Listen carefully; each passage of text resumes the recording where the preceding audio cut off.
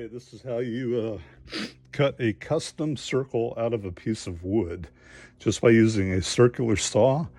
And you measure your distance from center, you adjust this to that distance, and then you do a shallow cut on your first cut, and then you make it deeper. So I've got one more cut to do before it comes loose, and I hope you enjoyed the video. This is a Cold War Sailor out.